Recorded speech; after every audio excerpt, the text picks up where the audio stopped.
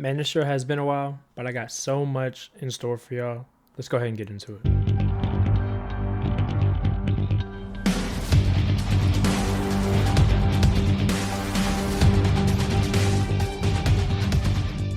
Welcome back, crew, or if you're new to the crew, just Zay here, and I want to go over a couple things that are going to be released upcoming, whether that's cards, events, products, things like that, just so y'all can kind of have a understanding of what's to come, and so y'all can just have that information on the back burner, especially with US release.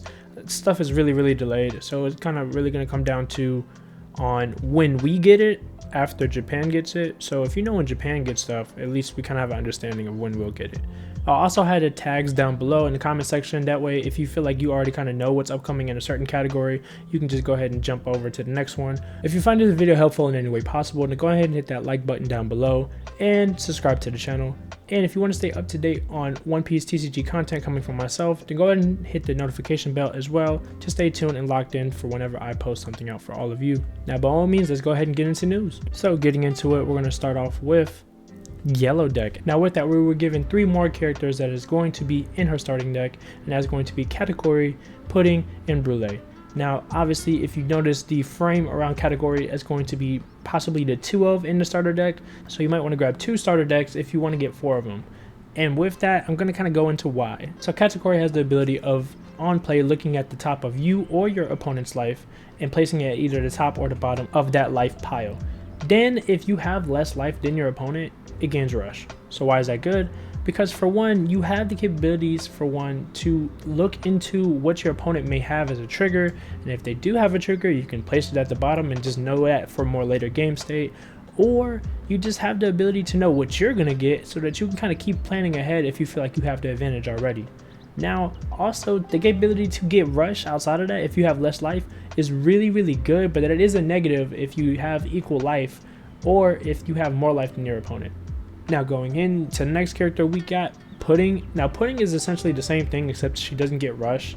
She's more so just a 2k counter. You played the 2 cost to then have the capability to look at either yourself or your opponent's life once again and add it to the top or the bottom of that deck life pile.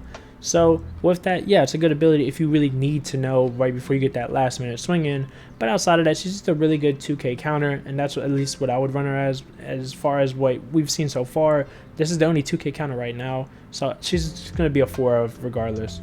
And I mean, outside of that, if you do want to use her ability, I don't like it per se myself, because you are paying 2 for something that, you know, you kind of feel like you should be paying 1, like, you know, with Nami's or stuff like that, or at least have the capability to play for 1 cost, and then if you want to activate her ability, you know, pay an extra Don, kind of like a Bonnie Searcher or a Momonosuke, stuff like that. I don't know, it's just my thoughts personally, but you know, it's okay. But what's not okay is this next character, and that's Brulee, because she's a 3 cost blocker, but she doesn't have any good attack. Like, she's just a 3 cost 1k blocker.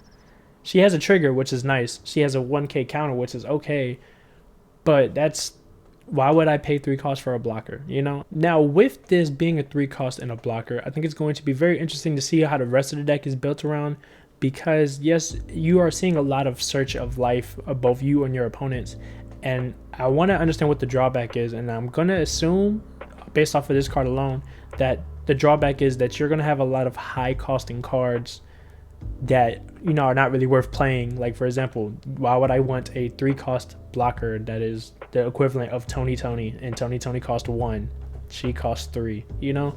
So it would be interesting to see if they like to throw in more higher costing cards that should be less, but because of the capabilities to search life, that it would kind of balance itself out, because so far they've been really balanced as far as building decks. I do hope that, you know, this is a very interesting thing that doesn't continue with the rest of yellow, because otherwise it's going to be really rough. But in lighter news, we were also given 3 new additional leaders to be announced. So you see yellow green Arlong, CP9, Lucci, and obviously it was just a given, but now it's great that it's confirmed. So obviously let's go ahead and get into Katakuri's ability first, because, you know, it's just more of an interesting one.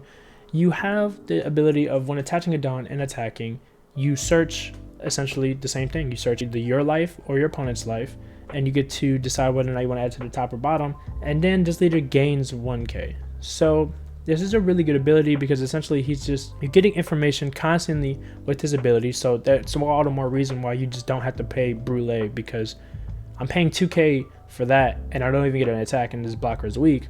Or I can just attach a Don to my leader, swing for essentially 7k, because you have the Don attached, making him 6, and then when using this ability, it gives him another 1,000. So you're swinging for 7k essentially each turn.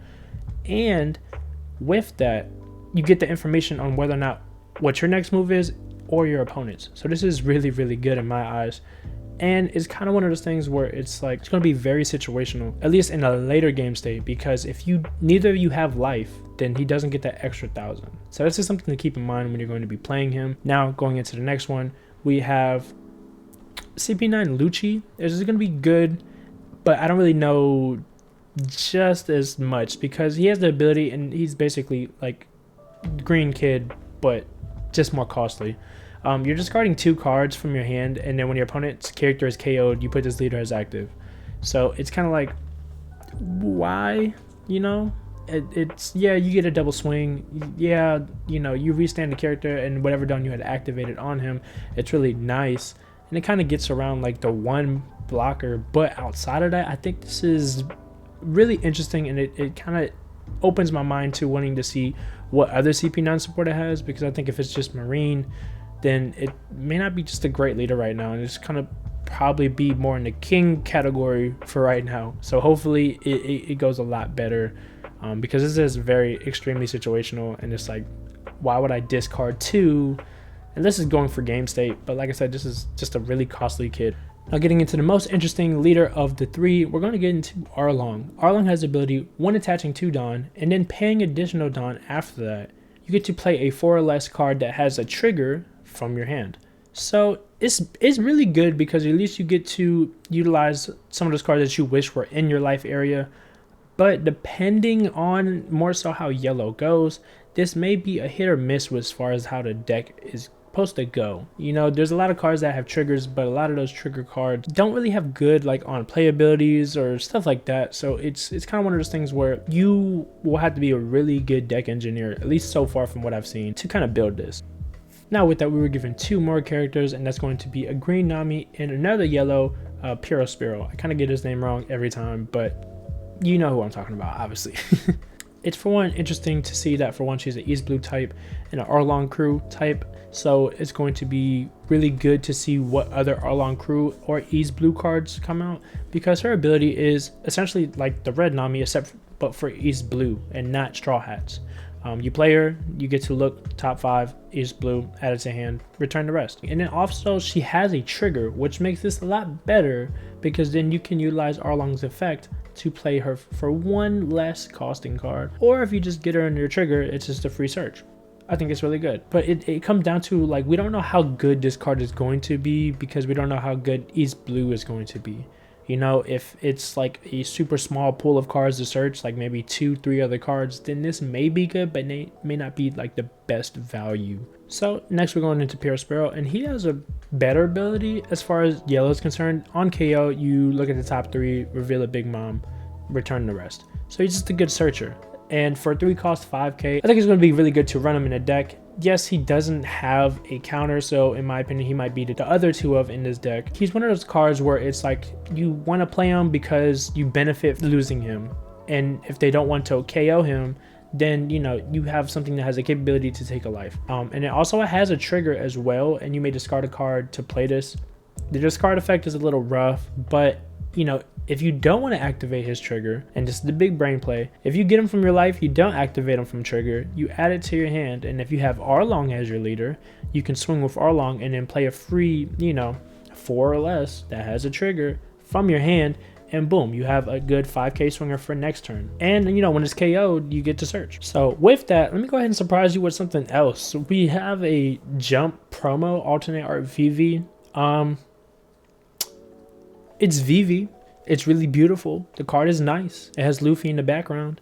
And I think it's super dope. It's a 1k counter. And it's one of those cards where it's like, you wish this wasn't a promo. Because, you know, it's going to be one of those things where you're interested to see when it will come to the US. You know, I would have liked to see a film promo deck handed out to me at the, you know, Red movie. But, you know, it is what it is. Yeah, good luck getting it kind of thing. From here, we're just going to go into cards that are going to be released, but they haven't dropped any info on it. So you have a beautiful art Brooke. I mean, personally, I like Brooke, you know, because we have the matching froze. It's really nice. But this is a really great, phenomenal art. I think it's super, super solid. Then we have her. I forget her name every single time, but this is the fortune teller from Fishman Island. I know people are going to hate me for not remembering her name, but this is a nice art, especially with the shark in the background. I think it's really super dope for sure. Then we have these three, and these are all East Blue variant. I don't really know if y'all remember that, but the one to the left is the bandit from all the way back within like the first 5-10 episodes of One Piece. So that's a real throwback for sure. Then you have Luffy, which is a given of East Blue because he's still on his old ship. Then we have the whale, which is just a given of just, you know, a tearjerker. If you know, you know. And it's beautiful cards. All these cards are beautiful regardless. But then we were presented also with Buggy. A lot of people have been trying to figure out whether or not we're getting a Buggy leader. There's Buggy blue types, and, you know, it's kind of like he might be a leader, and it's one of those things where you always are interested to see what capabilities the character or the leader is going to have based off his devil fruit in some cases. And it's one of those things where, like, if this, especially with an art like this isn't like a vanilla card. This is like a big character card, in my opinion. Now finally, the biggest announcement for character releases is that we're getting 2 more starter decks. You're gonna have a Luffy black starter deck, which is very interesting, and you have a yellow Yamato deck, which is also very interesting because now if one yellow deck wasn't enough, throwing in a second one to completely just mix it up is great in my opinion, and I'm all for it because I love Yamato, and having her as a leader is just all the more better. So this is going to be really great, and I can't wait to see what they come out with as far as this. They still haven't come out with everything for yellow Big Mom, so it's going to be even more grand when they have more information come out for Big Mom. Yeah, so I was editing this morning to post this, and more Big Mom stuff came out. I think the title here says it all. We're just gonna look into it. So starting off, we got Big Mom herself, 7 cost, drop, 8k. That's cool, fine, totally balanced. But then she has her, you know, stay or life ability as her on play, because you play her and then your opponent gets to choose to either A, trash one of their cards from their life, or put one card from the top of your deck to your life. So either they lose a life or they give you a life. And it's only beneficial to you. I'm gonna tell myself it's balanced. I'm totally not gonna probably play 4 of these and be completely toxic like 10 drop Kaido. This is balanced. And on top of that, we got a stage for yellow, which was going to be a question on whether or not this deck had a stage or if it was going to be released in a later state, which made sense because, for example, green didn't have a stage until now, blue didn't have a stage until now, as far as set 2 is concerned. So it was going to be a good question as far as like, oh, was yellow going to have a stage? Well, here's our answer. Yellow does have a stage. And I mean, honestly, looking at this, this is it's a little bit more balanced. Basically, you play the stage, rest it, and essentially you can add a life card from the top or bottom of your life to your hand, and then you switch a 3 or less to face up, mind you, in replacement of that. So why is that a little bit interesting? For one, it's basically shambles. Because you ever had that moment where you took a life and you look at the card and go, damn, I kind of wish I had that earlier. This card makes that happen when you want it. So it's really nice. Personally, I think with this card and Big Mom alone, I'm going to main yellow. I don't care how much not support it has. I'm going to make it the best deck possible and totally healthy. I'm not gonna lie, it's not gonna be healthy at all. And, oh, I just thought about it. You can put a card that is a trigger that is a 3 or less to your life face up, and when your opponent takes a life from you, you get that card back for free. Yo, this is yeah, this is nice. This is a nice stage. I'm not even gonna lie, this is a really nice stage. These 2 cards really sell it for me that I need to get yellow. I don't know about y'all, but I'm getting yellow.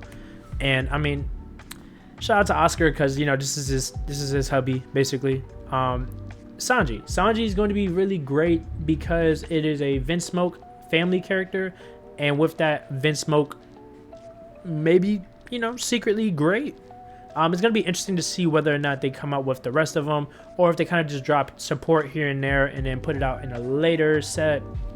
But most likely they're gonna probably throw it all in this set, and that's completely fine because Vince Smoke Sanji is basically, it kind of feels like Red. It feels like the other Sanji where, you know, essentially you take a life to add 2k to it on top of other stuff. So it's like, it's okay. Don't get me wrong, I would probably run it. It's a 7k swinger essentially for a cost of 3. But I think the more so thing is that I'm definitely going the big mom route. For no reason at all. Totally. It's, don't even worry about it. Don't even pay attention to it. I will. Okay, yeah, I'm sorry. Let's continue with the rest of the video. I just wanted to insert this because this was fucking OPS. And if that wasn't enough for you, if manga Shanks was hurting you, if manga Ace, when set 2 comes out, is going to hurt you, because it will, then just know that there's even newer rarity. And I'm just gonna show you because it's just like,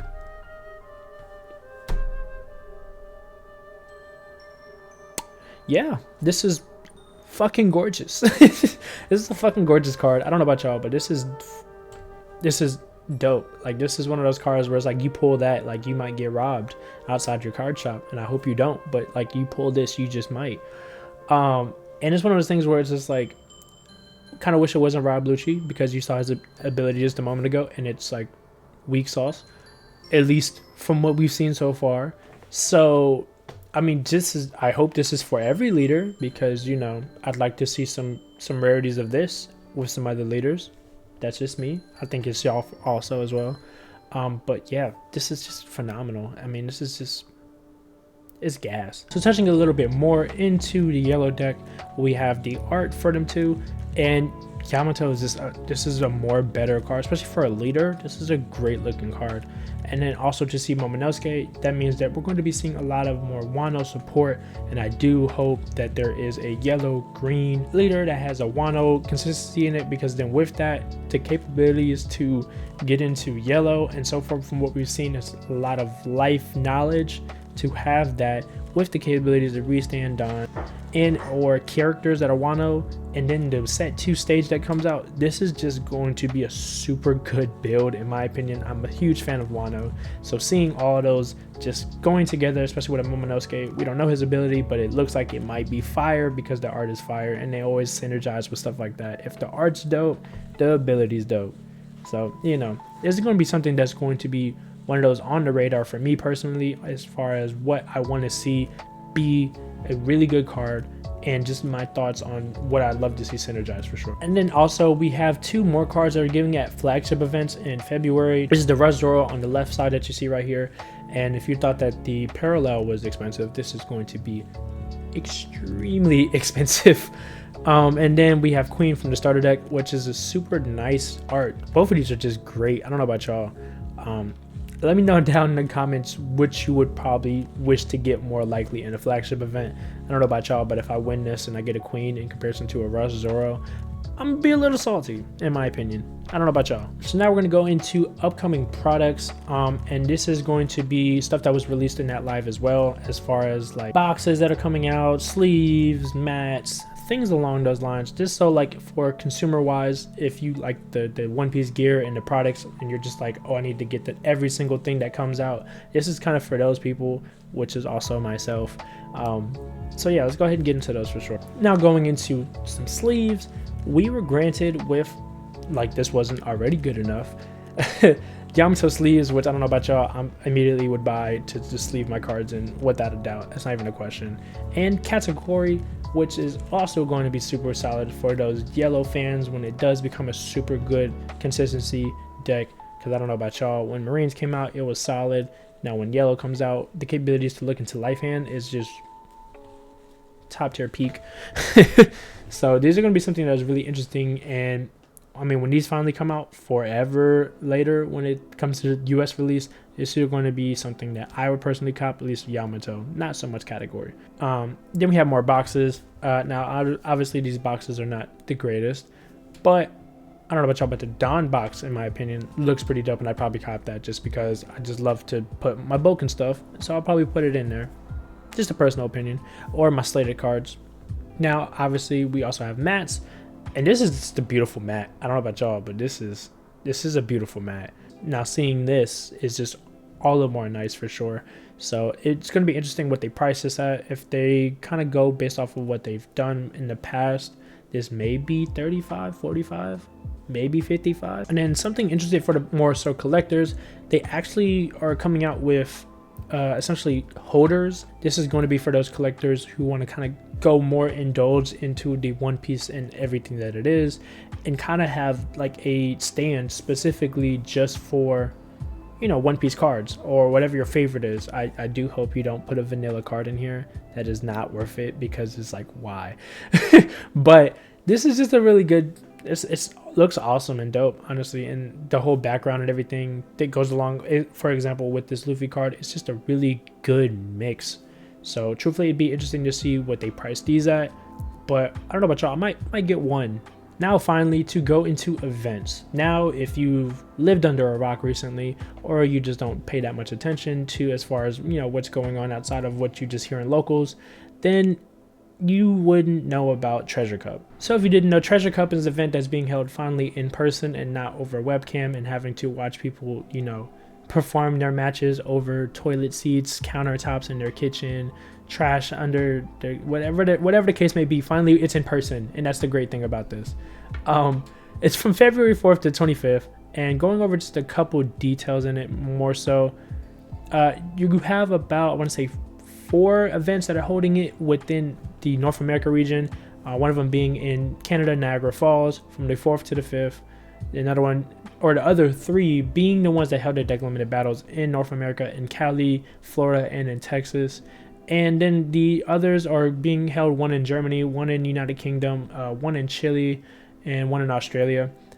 So for one, these are singles and constructed best of 1 and top cut, which is a variant depending on which event you go to, being, you know, best of 3 with 60-minute matches and 10 extra minutes of overtime.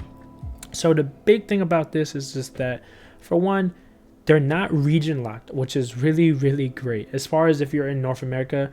And that's going to be the really good thing about it, because especially for people who do not want to travel extra distance only because of something, you know, being region locked, that's really great for some of us. I know myself personally, I'm going to Niagara Falls. So, you know, if y'all want to go to the other ones so I can get into Niagara Falls, that'd be great. So with that, I bet you're wondering as to, you know, when can you sign up? If you paid attention, you'll see that they had the signups listed for mid-December. So with that, they finally released it yesterday at 4 in the morning. This is the One Piece English Facebook group. They announced as far as the sign-up times and stuff like that, and I'm going to, not even going to really go over every single time. Instead, I'm going to drop that down in the comment section below so that you can take a look at it and kind of get a feel for which events you want to sign up for, what alarms you want to set so that you're correct about what events to sign up for, and you don't want to miss those deadlines, because honestly, when the time drops for it to be signed up for, these slots will fill up immediately for sure. So yeah, that's everything that I have as far as my weekly update on One Piece TCG news. I hope that this is very helpful and beneficial to you, and if you feel like that this knowledge was helpful in any way, shape, or form, then go ahead and hit that like down below. And while you're at it, go ahead and subscribe to the channel to stay more up to date on One Piece TCG news. Now, if you want to take it a step further and be even more supportive to the channel, then go ahead and check down in the description my Patreon channel. I like to post stuff early on in there and kind of give more deck profiles and stuff like that. And personally, depending on what tier you get, I even will coach you or design a playmat for you. And by all means, more playmats are to come for sure, as far as for everybody else in the bulk order of things. But with that, everything that is supportive that comes towards my way, I'm very grateful and appreciative towards, and I just love the support that y'all all present me so far. So with that, know that the One Piece is real. Know that you got love over here. Peace.